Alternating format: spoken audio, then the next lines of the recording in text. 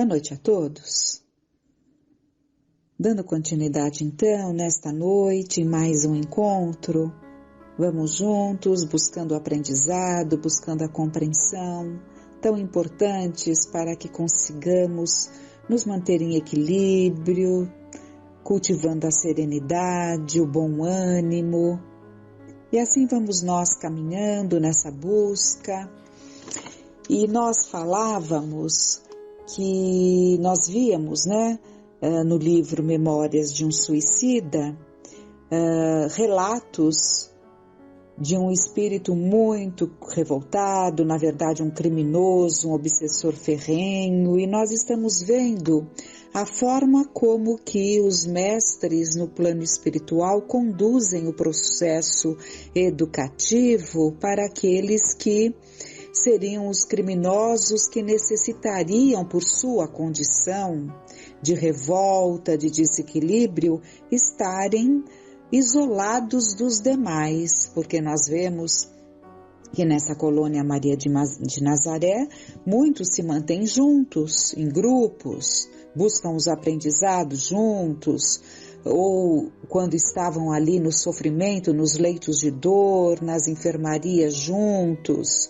E, no entanto, há esses que necessitam estar isolados, E essa era a proposta para nós entendermos que a educação, ela deve estar em todos os ambientes e que nós temos que nos espelhar no plano espiritual amoroso para estabelecer aqui na Terra um processo educativo. Falávamos ali dos nossos presídios, Vimos a educação ali, esse tema trazido por Vinícius e Pedro Camargo Vinícius, e assim vamos então buscando agora nos recordar que para Kardec um dos maiores problemas da instituição de ensino da sua época era a falta de educação moral. A falta da educação moral, o que impedia que a criança se tornasse um bom cidadão, E ele coloca claramente nos seus escritos: a educação, se bem compreendida, é a chave do progresso moral. Emmanuel nos diz no livro Pensamento e Vida que a educação, com o cultivo da inteligência e com o aperfeiçoamento do campo íntimo, em exaltação de conhecimento e bondade, saber e virtude, não será conseguida tão só à força de instrução. Porque nós sabemos que a instrução, ela vem de fora para dentro, Então não será conseguida tão só à força de instrução, que se imponha de fora para dentro, mas sim com a consciente adesão da vontade que, em se consagrando ao bem por si própria, sem constrangimento de qualquer natureza, pode libertar e polir o coração, nele plasmando a face cristalina da alma, capaz de refletir a vida gloriosa e transformar consequentemente o cérebro em preciosa usina de energia superior, projetando reflexos de beleza e sublimação. Por isso que Jesus nos disse: brilhe a vossa luz, que quer dizer que nós trazemos esse potencial de luz no nosso espírito, que deve fulgir em sua grandeza plena.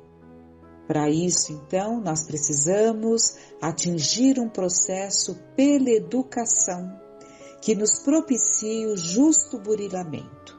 Esse é o ponto, Então, trazendo Kardec novamente, a educação, se bem compreendida, é a chave do progresso moral.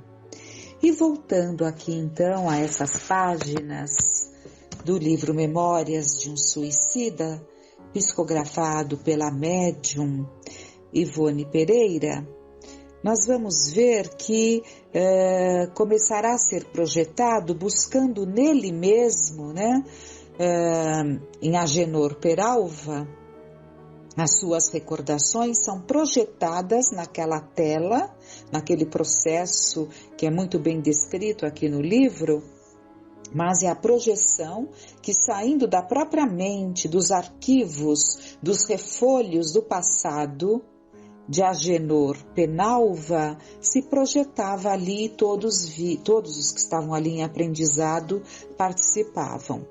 Então, é relatado: contas 5 anos de idade, Agenor Penalva, e resides no solar paterno nos arredores de Málaga.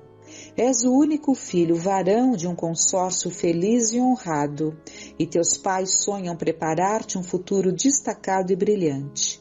São profundamente religiosos e praticam nobres virtudes de envolta com as ações diárias, acariciando o ideal de te consagrarem a Deus, fazendo-te envergar a alva sacerdotal.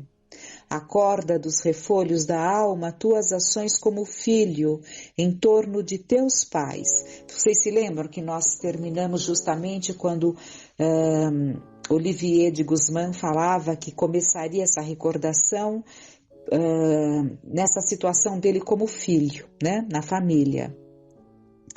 Então, acorda nos refolhos da tua alma tuas ações como filho em torno de teus pais, de tua mãe particularmente. Faze-o sem vacilar. Estás em presença do Criador Todo-Poderoso que te forneceu a consciência como porta-voz de suas leis. Então é um processo que deve ser feito pela nossa consciência. Essa análise dos nossos atos, pela nossa consciência. Mas ele se recusava a isso, por isso que estão usando esse método. Então, surgiu para as nossas vistas, assombradas, o inenarrável em linguagem humana. O pensamento, as recordações do desgraçado, seu passado, suas faltas, seus crimes mesmo, como filho em torno de seus pais, traduzidos em cenas vivas, movimentaram-se no espelho sensível e impoluto diante dele, retratando sua própria imagem moral para que ele a tudo assistisse, revendo-se com toda a hediondez das quedas em que sossobrara como se sua consciência fosse um repositório de todos os atos por ele praticados e os quais agora, arrebatados do fundo da memória adormecida, por transcendentalíssima atração magnética, se levantassem conflagrados, esmagando-o com o peso insuportável da tenebrosa realidade. A lamentável história dessa personagem, assassino, suicida, sedutor, obsessor, ocuparia um volume profundamente dramático. Furtamo-nos ao desejo de narrá-la. Para o complemento do presente capítulo, porém, apresentaremos pequeno tópico do que presenciamos naquela memorável tarde de além-túmulo e que julgamos não será totalmente destituído de interesse para o leitor, já que, infelizmente, nem hoje são comuns os filhos modelos no respeitável instituto da família terrena. Então ele vai narrar uma pequena parte de tudo que eles viram naquela tarde de aprendizado. Desde os primeiros anos da juventude fora Agenor Penalva filho indócil e esquivo à ternura e ao respeito dos pais. Não reconhecera jamais as solicitudes de que era alvo. Seus pais seriam escravos cujo dever consistiria em servi-lo, preparando-lhe com digno futuro, pois era ele o Senhor, isto é, o Filho. Então, isso que o Camilo, na verdade é o Camilo Castelo Branco, que preferiu usar o nome Camilo Botelho, né? Numa atitude ali de humildade, não querendo que levassem para, soubessem que teria sido ele o grande escritor português, né? E nós estamos aqui comentando, porque isso é tudo escrito, é fato e todos já sabem, não é? Bom, mas o que eu quero dizer é o seguinte, que tudo isso que ele está vendo, ele viu em cenas vivas, nessa tela em que se projetaram essas cenas vivas. E ele, como grande escritor, nos relata de uma forma, de uma narração, aquilo que ele viu, aquilo a que ele assistiu. Na intimidade do lar, mantinha atitudes invariavelmente despóticas, hostis, irreverentes, cruéis. Fora do lar, porém, prodigalizava amabilidades, afabilidade e gentilezas, insubmisso a toda e qualquer tentativa de corrigenda.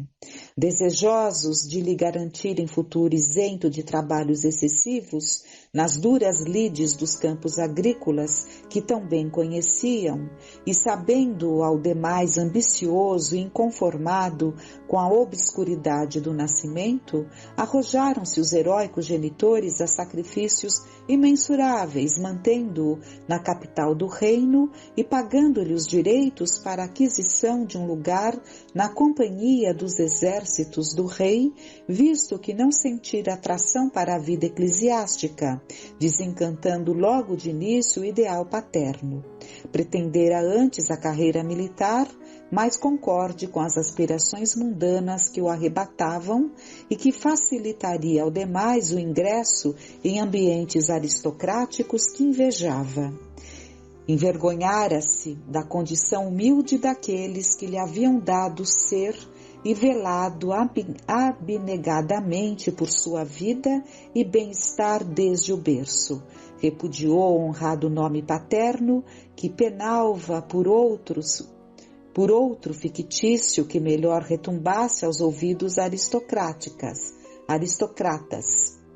proclamando-se mentirosamente descendente de generais cruzados e nobres cavaleiros, libertadores da Espanha do jugo árabe. Com o falecimento do velho pai, a quem não visitara durante a pertinaz enfermidade de que fora vítima, desamparou desumanamente a própria mãe. Arrebatou-lhe os bens, sorveu-lhe os recursos com que contava para a velhice, esquecendo-a na província sem meios de subsistência. Fê-la verter as inconsoláveis lágrimas da desilusão em face da ingratidão com que a brindara, quando mais a vira carente de proteção e carinhos, legando-a a dolorosa via crucis de humilhações pelo domicílio de parentela afastada, onde a mísera representava estorvo indesejável. Negou-se a recebê-la em sua casa de Madrid, pobre velha, rude no trato, simples no linguajar, rústica na apresentação, pois era sua casa, frequentada por personagens destacadas entre a alta burguesia e a pequena nobreza, em cuja classe contraíra matrimônio, fazendo-se passar por nobre. Encaminhou-a secretamente para Portugal, visto que teimava a pobre criatura em valer-se da sua proteção na miséria insolúvel em que se via sossobrar. Enviou-a a um seu tio paterno, que havia muito se transferira para a cidade do Porto. Fizera-o, porém, areamente, sem se certificar superficialmente, sem se certificar do paradeiro exato do aludido afim. Sua mãe, assim, não lograra localizar o cunhado, que ali já não residia, e perdera-se em terras lusitanas, onde fora acolhida por favor pelos compatriotas piedosos. Escreveram-lhe os mesmos compatriotas, participando-lhe a angustiosa situação da genitora, que novamente lhe implorava socorro. Não respondera, desculpando-se perante a consciência com determinada viagem que empreenderia dentro em breve. Com efeito, alimentando ideais desmedidamente ambiciosos, transferira-se para a América longínqua, abandonando até mesmo a esposa a quem iludira com falaciosas promessas, e a fim de furtar-se às consequências de revoltante caso passional, no qual mais uma vez assumira a qualidade de algoz, seduzindo, vilipendiando e até induzindo ao suicídio pobre simplória donzela de suas relações. Desinteressando-se assim completamente de sua mãe, abandonou-a para sempre, vindo a infeliz velhinha ao extremo de arrastar-se miseravelmente pelas vias públicas, à mercê da caridade alheia, enquanto ele prosperava na livre e futurosa América. Eram quadros dramáticos e repulsivos, que se sucediam em cenas de um realismo comovedor, angustiando-nos a sensibilidade, desgostando os mentores presentes, que baixavam a fronte, entristecidos.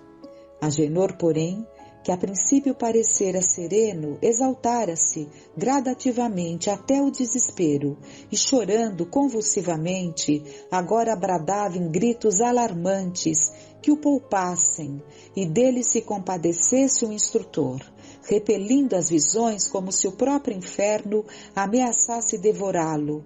O semblante congesto, enlouquecido por suprema angústia, atacado da fobia 100 vezes torturadora dos remorsos. Não, não, meu mestre, 1000 vezes não, vociferava entre lágrimas e gestos dramáticos de desesperada repulsa.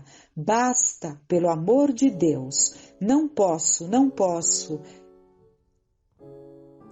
Enlouqueço de dor. Meu bom Deus, mãe, minha pobre mãe, perdoa-me. Aparece-me, minha mãe, para eu saber que não amaldiçoas o filho ingrato que te esqueceu e me sentir possa aliviado. Socorre-me com a esmola de teu perdão, já que não posso ir até onde estás, a suplicar-te, pois vivo no inferno, sou um réprobo, condenado pela sábia lei de Deus. Não posso mais suportar a existência sem a tua presença, minha mãe. As mais angustiantes saudades desorientam o meu coração, onde tua imagem humilde e vilipendiada por mim gravou-me em caracteres indeléveis sob os fogos devoradores do remorso pelo mal que contra ti pratiquei. Ó, venha o teu vulto triste clarear as trevas da desgraça em que se perdeu meu miserável ser envenenado pelo fel de tantos crimes. Aparece-me ao menos em sonhos, ao menos em minhas alucinações, para que ao menos eu obtenha o consolo de tentar um gesto respeitoso para contigo, que suavize a mágoa insuportável da tortura que me esmaga por te haver ofendido. Aparece-me para que Deus por ti perdoar-me possa todos os males de que vilmente te cumulei. Vamos parar aqui para comentarmos que não basta o reconhecimento dos erros, não basta a dor do arrependimento, não basta a dor do remorso.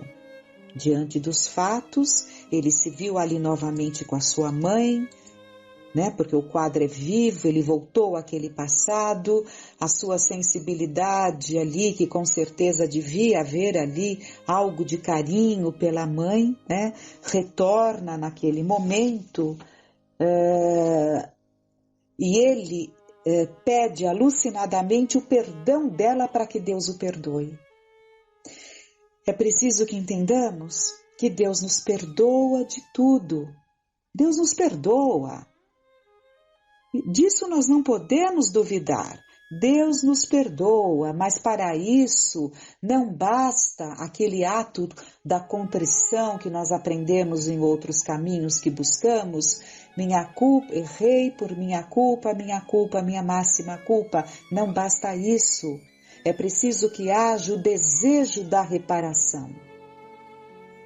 É preciso que aquele amor que foi negado àquele que merecia o nosso amor, que ele seja dado em dobro e que seja desejado por nós estar novamente junto nas provas da vida, no campo da vida, junto daquelas criaturas a quem nós prejudicamos, para lhes dar o que tiramos, para lhes ofertar aquilo que elas mereciam, para amá-las como deveríamos ter amado, para perdoá-las como deveríamos ter perdoado, enfim, é muito mais do que o perdão de Deus, porque o perdão de Deus é um processo natural, ele é todo amor, é nosso Pai amoroso, e o perdão de Deus, há quem diga que é a reencarnação, porque como que ele nos ajuda a nos reabilitarmos diante da nossa consciência e consequentemente diante dele? Através das reencarnações, né? E é isso que esse Agenor Penalva ainda não compreendia. Essas coisas estão sendo agora, a partir de agora, que ele se abrirá para esse entendimento que esses outros irmãos, esses outros companheiros que estão ali assistindo em aprendizado a essa sessão, né? De volta ao passado, já tinham esse conhecimento. Esses tinham esse conhecimento e estavam tirando uma grande lição. O Agenor estava, por enquanto, horrorizado diante da dor. Horrorizado diante da dor. Então é isso que nós temos que buscar, essa compreensão, agradecendo a Deus e a Jesus por mais essa oportunidade de aprendizado, de reflexão que tivemos nesta noite, rogando a Deus por todos os que praticam crimes, sejam quais forem, cada um dentro da sua condição de entendimento. A cada um será cobrado de acordo com a sua condição, de acordo com o seu conhecimento. Mas todos merecem, todos têm o direito, cumprindo os deveres, de terem essas oportunidades de se refazerem diante da vida, diante de si mesmos, diante de Deus. Com muita gratidão no coração, tenhamos uma noite de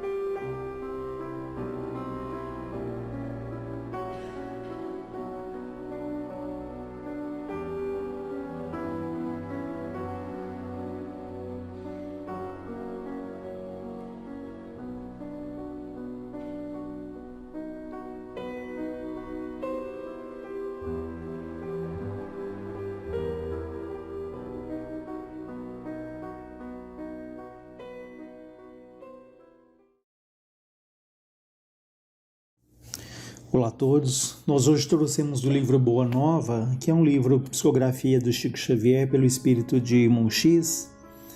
Ele fala sobre o bom ânimo, né? Fala do encontro muito especial de Bartolomeu com Jesus. Ele diz que Bartolomeu era um dos discípulos ali mais dedicados, no entanto, Bartolomeu trazia dentro de si uma tristeza muito grande, né? E houve uma oportunidade, então, que Jesus teve ali momentos de um diálogo com Bartolomeu a sós. E o Bartolomeu diz a Jesus: Mestre, eu não saberia nunca explicar-vos o porquê das minhas tristezas amargurosas. Só sei dizer que o vosso evangelho me enche de esperança para o reino de luz que nos espera o coração além nas alturas. Quando esclarecesses que o vosso reino não é desse mundo, experimentei uma nova coragem para atravessar as misérias do caminho na terra. Pois aqui, o selo do mal parece obscurecer as coisas mais puras. Por toda parte, é a vitória do crime, é o jogo das ambições, a colheita dos desenganos. A voz do apóstolo se tornara quase abafada pelas lágrimas. Todavia, Jesus o olhou brandamente e lhe falou com serenidade. A nossa doutrina, Bartolomeu, é a do Evangelho ou da Boa Nova. E já vistes uma boa notícia não produzir alegria? Fazes bem conservando a tua esperança em face dos novos ensinamentos, mas tudo o que eu quero é acender o bom ânimo no espírito dos meus discípulos. Se já tive a ocasião de ensinar que o meu reino ainda não é desse mundo, isso não quer dizer que eu desdenhe o trabalho de estendê-lo um dia aos corações que mourejam, que trabalham, que lutam na terra. Achas então que eu teria vindo a esse mundo sem essa certeza confortadora?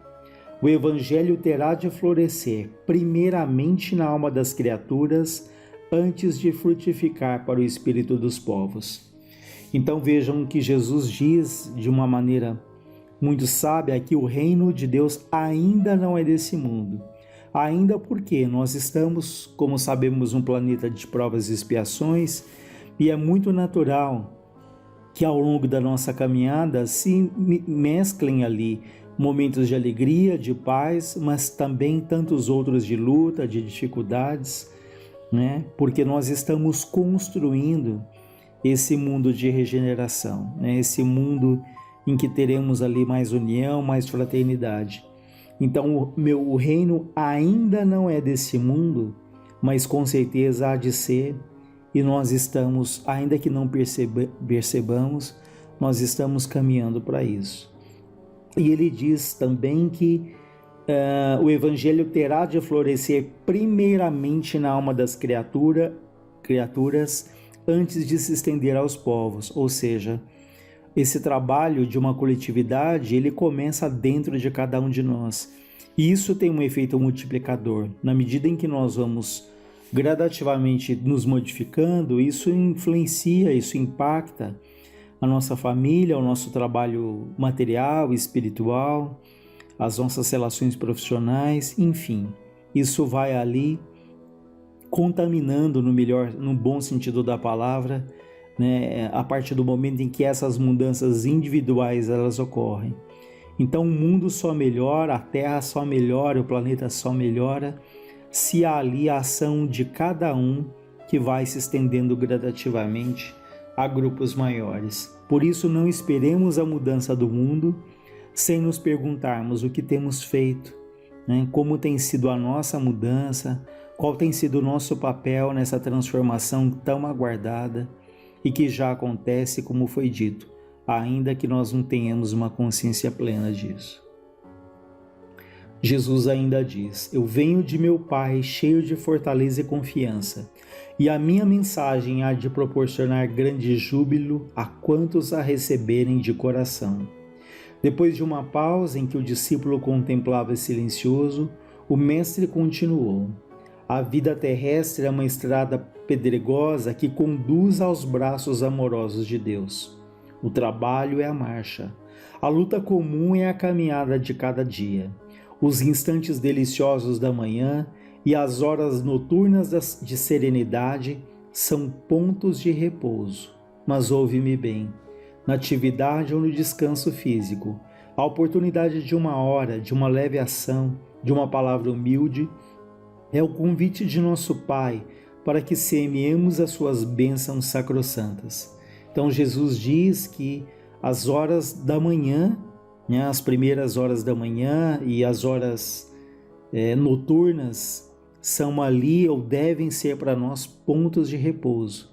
Então de manhã acordarmos com os pensamentos positivos, com a nossa prece, ao dormirmos também procurarmos ali, buscarmos os momentos de serenidade para que a nossa noite seja de refazimento, seja produtiva, E ele fala aqui das pequenas coisas, da importância de uma hora, de uma pequena ação, de uma palavra, enfim, aquilo que parece tão pouco, mas que é tão importante nesse todo, né? As pequenas coisas ali da vida, né? Às vezes um telefonema para alguém, o silêncio diante de alguém que vem ali nos relatar alguma coisa, são pequenas coisas, mas que valem muito, muito, sobretudo na época em que nós vivemos. Ele ainda diz: em geral, os homens abusam desse ensejo precioso para antemporem a sua vontade imperfeita aos desígnios superiores, perturbando a própria marcha. Daí resultam as mais ásperas jornadas obrigatórias para a retificação das faltas cometidas e muitas vezes infrutíferos labores. Em vista dessas razões, observamos que os viajantes da terra estão sempre desalentados. Na obcecação de sua vontade própria, ferem a fronte nas pedras da estrada, cerram os ouvidos à realidade espiritual, vendam os olhos com a sombra da rebeldia e passam em lágrimas em desesperadas imprecações e amargurados gemidos, sem enxergarem a fonte cristalina, a estrela caridosa do céu, o perfume da flor, a palavra de um amigo, a claridade das experiências que Deus espalhou para a sua jornada em todos os aspectos do caminho. Então ele diz que ficamos de tal maneira presos ali à dor, ao sofrimento, à rebeldia, né? Fechando ali os nossos olhos, os nossos ouvidos para a realidade espiritual, que passamos ali, como ele diz, sem enxergar uma fonte cristalina, as estrelas, a natureza, né? O convívio ali saudável com os familiares, a leitura de um bom livro, enfim, também coisas aparentemente simples, mas que revigoram, que oxigenam a nossa alma, né? Que trazem ali um novo alento, se tivermos ali olhos de ver, ouvidos de ouvir. Então, também aqui é um alerta para que possamos aprender a contemplar, a perceber as boas coisas que a vida ali nos oferece. Houve um pequeno intervalo nas considerações afetuosas, depois que, sem mesmo perceber inteiramente o alcance das suas palavras, Bartolomeu perguntou: Mestre, os vossos esclarecimentos dissipam os meus pesares, mas o Evangelho exige de nós uma fortaleza permanente? Jesus responde: a verdade não exige, ela transforma. Vejam que interessante isso, né? A verdade não exige, ela transforma. Ou seja, quando nós começarmos a perceber e a vivermos essa verdade, não há ali exigências, não há um peso, não há uma obrigação, mas essa verdade ela vai nos transformar. Nós vamos perceber de uma maneira feliz, de uma maneira muito natural, que nós vamos nos modificando quando essa verdade, né, que não estiver não só no nosso intelecto, não só no raciocínio, mas quando ela chegar ali no nosso sentimento, no coração, ela não exige, ela transforma. Jesus continua dizendo: o Evangelho não poderia reclamar estados especiais de seus discípulos, porém é preciso considerar que a alegria, que a coragem, que a esperança devem ser traços constantes de suas atividades em cada dia. Por que nos firmarmos no pesadelo de uma hora, se conhecemos a gloriosa realidade da eternidade com nosso Pai? Então Jesus fala que o Evangelho não poderia reclamar estados especiais de seus discípulos, querendo dizer, ele não exigiria ali uma condição especial, que fossem espíritos perfeitos ou de uma condição altamente superior. Não. Os próprios discípulos tinham as suas dificuldades, as suas lutas, as suas desavenças, mas tinham ali muito boa vontade. E era isso que Jesus esperava e que espera de todos nós, né? Não a perfeição, já que ninguém de nós tem essa perfeição, mas como ele diz aqui, que a alegria, que a coragem, que a esperança, isso sim devem fazer parte do nosso dia a dia, deve ser ali um farol para que nós, como ele diz, não nos firmemos no pesadelo de um dia, trazendo para a nossa realidade atual. Não nos firmemos no pesadelo de uma fase, de uma pandemia, né? Se nós sabemos que a realidade ali gloriosa da eternidade com Deus nos aguarda. Então, São períodos difíceis, são fases difíceis, mas que serão certamente passageiras e que depois de tudo isso nós vamos olhar para trás e percebermos, né? Tomara Deus que percebamos ali que algo nós aprendemos, que ficamos um pouco mais maduros, né? Mais fortalecidos diante das dificuldades que nos surgem. Então não nos fixemos em uma fase, num pesadelo, como ele aqui diz. E quando os negócios do mundo nos são adversos, pergunta Bartolomeu. E quando tudo parece em luta contra nós, perguntou o pescador de olhar inquieto. Jesus, todavia, como se percebesse inteiramente a finalidade de suas perguntas, esclareceu com bondade. Bartolomeu, qual é o melhor negócio do mundo? Será a aventura que se efetua a peso de ouro, muitas vezes amordaçando-se o coração e a consciência, aumentando as preocupações da vida material? Ou é a iluminação definitiva da alma para Deus, que se realiza tão somente pela boa vontade do homem que deseja marchar para o seu amor por entre as urzes do caminho? Não será a diversidade dos negócios do mundo um convite amigo para a criatura semear com mais amor, um apelo indireto que arranque as ilusões da terra para as verdades do reino de Deus? E é verdade, né? Quantas vezes nós temos ali uma decepção material, ou seja, em qualquer campo da vida aqui na terra, mas que aquilo muitas vezes significa o quê? Um convite ali para uma retomada, para uma renovação, para uma reflexão, para uma mudança de percurso, né? Bartolomeu guardou aquela resposta no coração, não todavia sem experimentar certa estranheza, e logo lembrando de que a sua mãe partira havia pouco tempo para a sombra do túmulo, perguntou ainda ansioso: Mestre, não será justificável a tristeza quando perdemos um ente amado? Jesus responde: mas quem estará perdido se Deus é o Pai de todos nós? Se os que estão sepultados no lodo dos crimes hão de vislumbrar um dia a alvorada da redenção, por que lamentarmos em desespero o amigo que partiu ao chamado do Todo-Poderoso? A morte do corpo abre as portas de um mundo novo para a alma. Ninguém fica verdadeiramente órfão sobre a terra, como nenhum ser está abandonado, porque tudo é de Deus e todos somos filhos de Deus. Eis porque todo discípulo do Evangelho tem de ser um semeador de paz e de alegria. Então, Jesus deixa claro que nós jamais nos separamos ali daqueles que amamos, né? Jamais eles podem estar ali em planos diferentes, mas se essa afinidade é profunda, nós estaremos ligados ali pelo pensamento, pela vibração, né? Então nunca estaremos órfãos, como ele diz, porque se essas afinidades são profundas, esse reencontro certamente um dia ele se dará. Jesus entrou em silêncio, como se houvera terminado a sua exposição judiciosa e serena. E, pois que a hora já ia adiantada, Bartolomeu se despediu, e o olhar do mestre oferecia ao seu naquela noite uma luz mais doce e mais brilhante.